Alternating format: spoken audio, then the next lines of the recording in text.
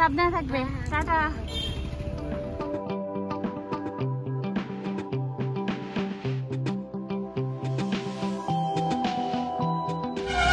Hello everyone, আমরা আবার বেরিয়ে পড়েছি ঘুরতে। এবারে যাচ্ছি নর্থ সিকিম, কিন্তু এবারে একটা নতুন এক্সপিরিয়েন্স করবো। আমি ট্রেনে যাচ্ছি না, ফার্স্ট টাইম বাসে যাচ্ছি। আগে অনেকবার গেছে, আমার এটা ফার্স্ট টাইম। বাসে জার্নি কেমন হয় দেখি। এখন বাজে 8টা, অলমোস্ট টাইম হয়ে এসছে। 8:15-র মধ্যে চলে আসবে বাস। কলকাতা টু শিলিগুড়ি যাওয়ার প্রত্যেকটা বাসই স্প্ল্যানেড বাস ডিপো থেকে ছাড়ে আর দমদম এয়ারপোর্টের উপর থেকে যায়। আমাদের বাড়িটা যেহেতু দমদম এয়ারপোর্টের কাছেই, তাই আমরা দমদম থেকেই বুকিং করেছিলাম। আর দমদম এয়ারপোর্ট গেট নাম্বার 1-এর কাছে যে গুরুদুয়ারা আছে, এখানটাতেই ওয়েট করতে হয়। এখান দিয়ে সব বাসগুলো যাচ্ছে। এখন আমরাও অপেক্ষা করছি আমাদের বাসটা কখন আসবে।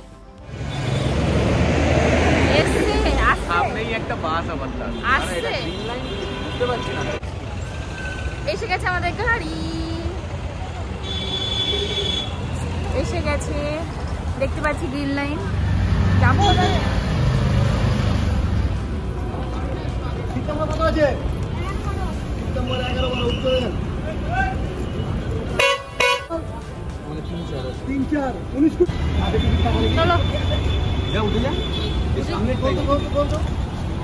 এটা আমাদের, এটা 3-4 তো নাম্বারই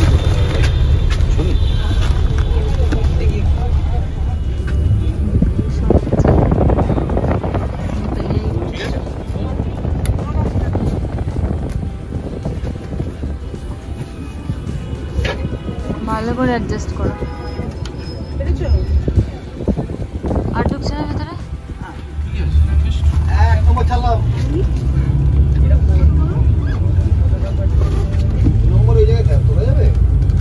ভাই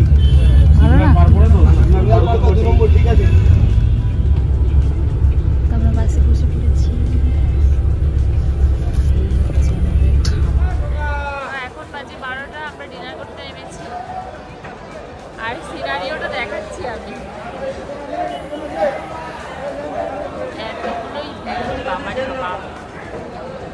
আমাদের ডিনার চলে এসেছে। ডিনারের রুটি তরকা। হ্যালো, খাওয়া যায়? সিরিয়াসলি খাওয়া যায়। ড্রেসিং রয়েছে, সোপ রয়েছে, ভালো না? আর এই যে জায়গাটা, এখানে সব বাসগুলো দাঁড়িয়ে রয়েছে। সব বাসের লোকগুলো এখানে ভিড় করেছে এখানটা ডিনার করার জন্য।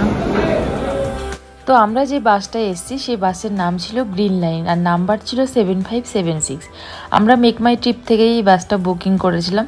তো মোটামুটি প্রত্যেকটা বাসেই জার্নি করলে বাস 2 জায়গায় দাঁড়ায়, একটা রাত্রেবেলা একটা সকালবেলা। রাত্রেবেলা আমাদের ডিনারের জন্য একটা ধাবা দেখে দাঁড়িয়েছিল, আর সকালেও একটা ব্রেকফাস্টের জন্য দাঁড়িয়েছে। তো মোটামুটি এখন আমরা ব্রেকফাস্ট করে যাচ্ছি শিলিগুড়ির পথে।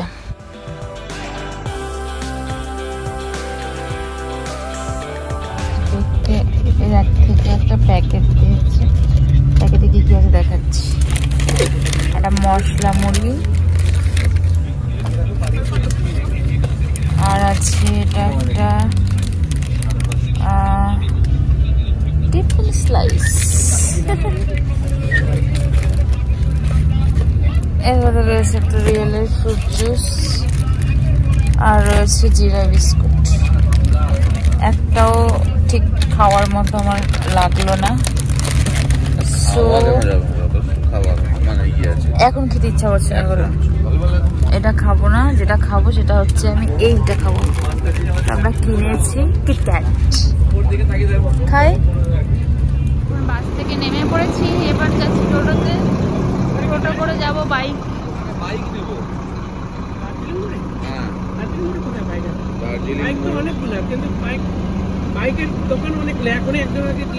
অটোতে উঠে পড়েছি, যাচ্ছি দার্জিলিং মোড়। ডেস্টিনেশন ফর অ্যাডভেঞ্চারে আমাদের বাইক দোকান, যেখান থেকে আমরা বাইক রেন্ট নেব। 3 মিনিট বলছি তো। চলে এসেছি বাইকের দোকানে। আর এই যে ডেস্টিনেশন ফর অ্যাডভেঞ্চার্স, এটা হচ্ছে বাইকের দোকান, কিন্তু এখনো বন্ধ রয়েছে। আমরা হচ্ছে ওনাকে ফোন করেছি, বাইক নিয়ে আসছে। তারপর আমরা যাবো। বাইক বাজছে এখন। তো এখানে আরও কয়েকটা কথা আমি আপনাদের সাথে শেয়ার করতে চাইছি। যেহেতু ফার্স্ট টাইম আমি বাসে ট্রাভেল করে শিলিগুড়ি আসলাম, আমার বাস জার্নি কেমন ছিল সেটাও আমি আপনাদের সাথে জানাতে চাই। সত্যি কথা বলতে আমার খুবই ভালো লেগেছে, কারণ আমরা অনেকটা টাইমের আগে পৌঁছে গেছি, যেটা আমাদের দরকার ছিল। আমাদের পৌঁছানোর কথা ছিল সকাল 8:30টায়, সেই জায়গায় বাস আমাদেরকে শিলিগুড়িতে নামিয়েছে সকাল 7:30টায়। আর আমাদের যে দোকান থেকে বাইক ভাড়া নেওয়ার কথা ছিল সেই লোকেশানটাও ছিল একদম বাস স্টপের কাছেই, 3 মিনিটের ডিস্টেন্স ছিল। আর এই যে দাদা যার কাছ থেকে আমরা বাইক নিচ্ছি তার নাম হচ্ছে রজার দা, যে দাদা একমাত্র আমাদেরকে সিকিমের নাম্বার প্লেটওয়ালা গাড়ি দিতে পারবেন বলে বলেছেন। কারণ আমরা অনেক জায়গায় খোঁজ নিয়েছি, সবাই আমাদের রিফিউজ করেছেন যে সিকিমের গাড়ি দিতে পারবেন না, কারণ কমার্শিয়াল গাড়ি অনেকেই দিতে পারে না। তো আপনারা যারা সিকিমে বাইকে ট্রিপ করতে চাইছেন তাহলে অবশ্যই রজারদার নাম্বার আমি স্ক্রিনে মেনশন করে দেবো, যোগাযোগ করে নিতে পারেন। তো সাংকালাং ক্রস করার পরে ব্রিজটা ক্রস করার কিছুটা আগে তোমাকে ওয়েলকাম টু জম্বু বলে লেখা থাকবে সিমেন্টের প্লেটে। একটা রাস্তা যায় লেফটে, একটা যায় সোজা। যেটা সোজা যায় ওটাই কন্টিনিউ করবা। লেফটে তো নিচে চলে যাচ্ছে জম্বুটা, লেফটটা উপরের দিকে যাচ্ছে, উপরে যাচ্ছে, ওটা ফিদাংয়ের দিকে আসে ওটা খেলা। ওইসব এলাকাটাকে জম্বুই বলে, হ্যাঁ, লোয়ার জম্বু আপার জম্বু। সোজা গেলে যাওয়ার পরে ওই গেটটা ক্রস করার সোজা গেলে 8 ঘন্টা কিংবা 40 মিনিট পরে দুটো রাস্তা আসবে, একটা ডাউন একটা উপরে। ডাউন রাস্তাটা ধরবে, ওইখানে তুমি লোহার বেলি ব্রিজটা দেখতে পাবে, ঠিক আছে, নদী দেখতে পাবে।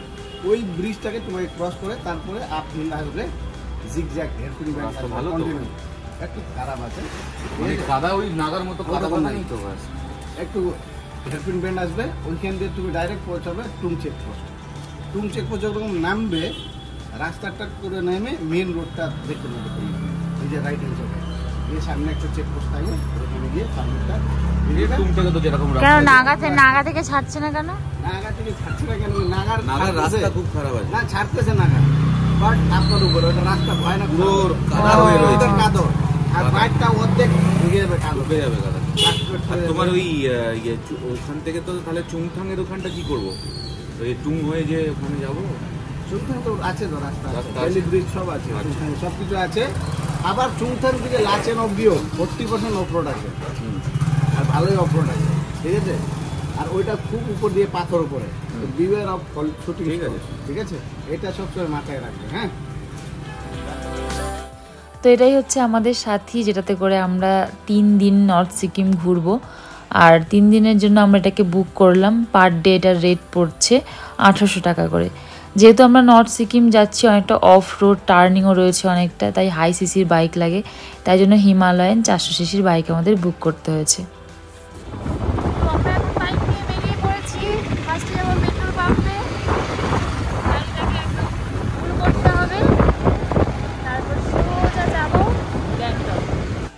তো গাড়িতে একদম তেল ভর্তি করে নিয়ে আমরা সোজা চললাম গ্যাংটকের উদ্দেশ্যে।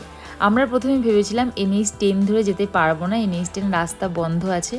বাস পর্যন্ত আমরা এই খবরই জানি, কিন্তু যখন শিলিগুড়ি নামলাম তখন কেউ কেউ বলছে বাইক ছেড়ে দিচ্ছে, আবার কেউ কেউ বলছে যেতে দিচ্ছে না।